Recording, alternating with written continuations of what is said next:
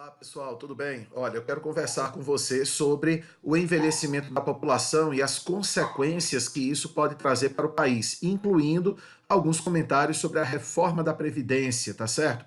Bom, então vamos começar pensando no seguinte, nas mudanças demográficas que houve no Brasil nos últimos anos. Olha só, gente, em 1976, olha como era a pirâmide etária do Brasil.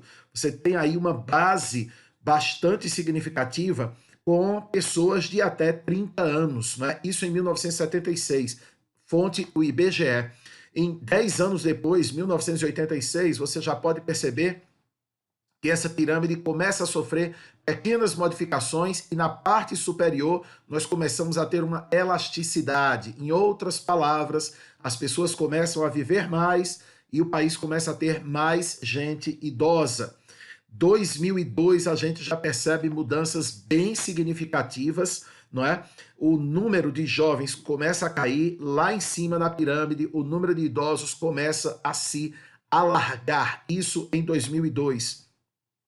2006 não dá para notar muita mudança, são apenas 4 anos, mas o que deve chamar a nossa atenção é o seguinte: há uma projeção para 2060, segundo o IBGE, e olha como está essa projeção, gente. Observem que a gente tem, a partir de 45 anos, um crescimento vertiginoso até pelo menos os 60, 65 anos, não é? A pirâmide lá na base encolheu, o que significa na prática que nós vamos ter bem menos jovens, bem menos crianças e mais gente idosa. Então, quais seriam os grandes desafios do Brasil com o envelhecimento da população, não é? Bom, agora a gente tem aí um trecho da revista Veja, não é, que traz alguns dados importantes que você pode eventualmente utilizar numa redação. Olha só, a população mundial está aumentando e envelhecendo. A população atual é de 7,3 bilhões, deverá atingir 8,5 bilhões em 2030, 9,7 bilhões em 2050 e 11,2 bilhões em 2100. Continua a reportagem. O envelhecimento da população acompanha o desenvolvimento econômico e social. Ele é provocado principalmente pela queda da taxa de fertilidade, diminui o número de filhos por mulher, pela queda nas taxas de mortalidade em todas as faixas etárias e principalmente pelo aumento da expectativa de vida, que foi possível, de certa maneira, por causa dos avanços científicos, dos avanços tecnológicos também, né, dos avanços na área médica, tá certo? Ora, o IBGE projeta já daqui a 21 anos mais idosos do que crianças no Brasil. Isso é extremamente preocupante, porque implica mudanças na área econômica, implica mudanças na área de saúde, não é? Idosos costumam ter doenças crônicas, então é mais complicado para tratar, para curar. E quem envelhece quer principalmente ter qualidade de vida. A questão não é só envelhecer, mas ter qualidade de vida, não é? Ora, esses dados projetam que a partir também de 2039, o Brasil terá em média mais pessoas idosas do que crianças de até 14 anos.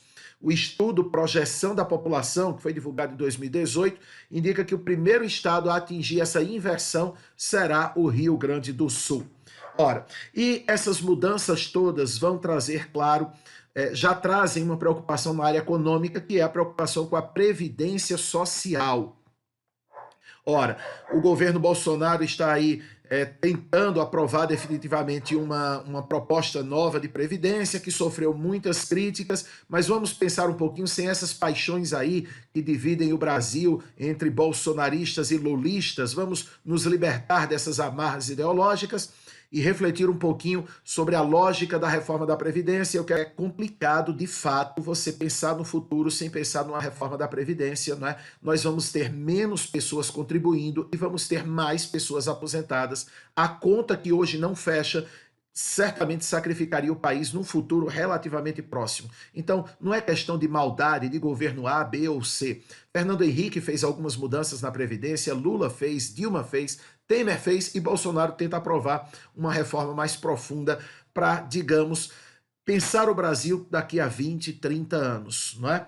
Ora, então esses grandes desafios nós vamos ter. Hoje são 25 milhões, pouco mais de 12% da população, mas em 2050 já teremos 30% da população, não é, como idosos, com idosos.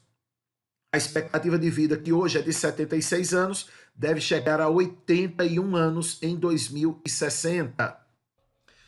Só para efeito de comparação, no século XVI, né, a expectativa de vida não chegava a 40 anos, tá? O desafio, o grande desafio, e que isso você deve colocar no seu texto, manter uma vida autônoma e independente. Lembra, não é só a questão de viver mais, mas de viver com qualidade, tá certo? Ora, isso implica autonomia, mobilidade, acesso a informações, serviços, segurança, saúde preventiva.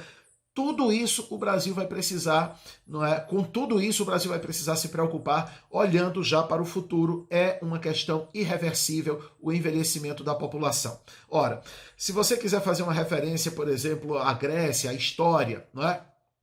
Na Grécia havia uma preocupação muito grande com o corpo, com a juventude, né? Eles eram amantes do corpo jovem e saudável. Muitas vezes a velhice era tratada com desdém, embora os sábios fossem respeitados, mas a velhice não era vista como algo positivo para a própria sociedade grega, como mais ou menos acontece hoje. Muita gente acha que idosos são inválidos e muitas vezes não tem respeito com essas pessoas que já deram sua contribuição para a sociedade, tá? Ora, nós vamos ter também necessidade de fazer alterações, por exemplo, na comida.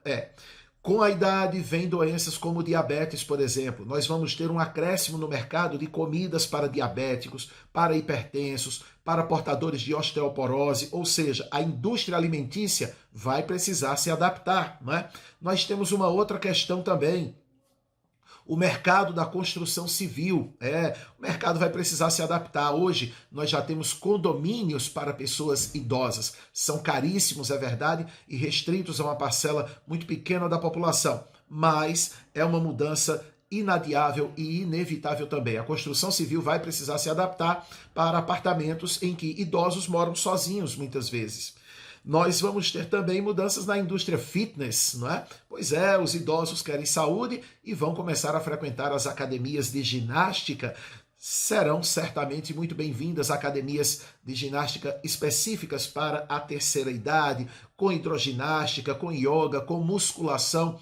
Tudo isso é uma mudança também de mercado, né? Veja que também nós teremos idosos mais escolarizados. A cada vez o Brasil tem um número menor de analfabetos e de semi-analfabetos. Essa geração de agora, a sua geração, vai envelhecer com alto grau de instrução. E isso, claro, terá consequências no mercado de trabalho também, porque serão idosos mais preparados. Então veja de uma forma geral que é preciso olhar para o futuro, é preciso reconhecer os desafios e enfrentá-los. É inadiável para o país, tá bom? Grande abraço para todo mundo, na torcida por você aí no Enem. Valeu, galera, e olha, não esquece, marca aqui o sininho, dá o teu joinha aqui no canal, recomende para os seus amigos, tá certo? Vamos propagar conhecimento, tá bom? Grande abraço. Tchau.